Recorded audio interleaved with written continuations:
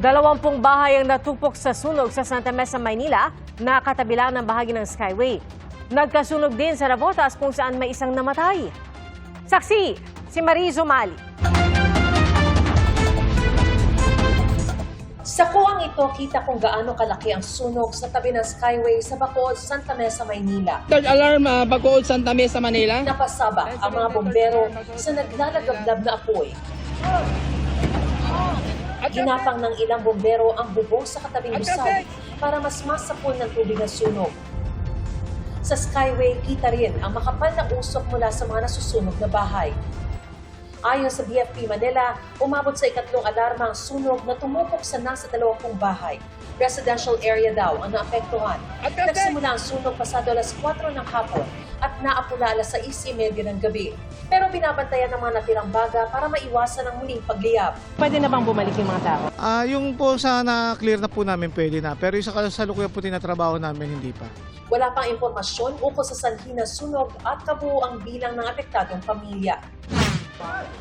Bago yan, isang patay sa sunog sa barangay San Rafael Village, Navotas. Pasado tanghali kanina, sumiklab ang apoy sa imbakan ng mga dekorasyon at muebles.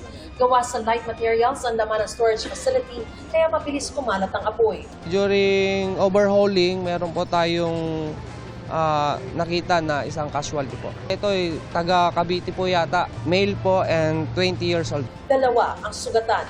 Ayon sa BFP, umabot sa ikalawang alarma ang sunog na posibleng nagmula sa welding.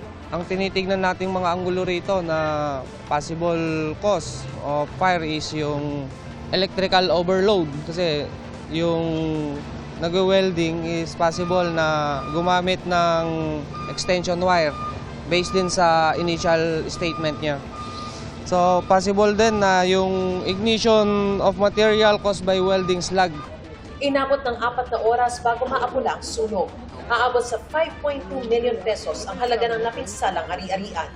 Para sa GMA Integrated News, ako si Mariz Umali ang inyong saksi. Mga kapuso, maging una sa saksi. Mag-subscribe sa GMA Integrated News sa YouTube para sa iba't ibang balita.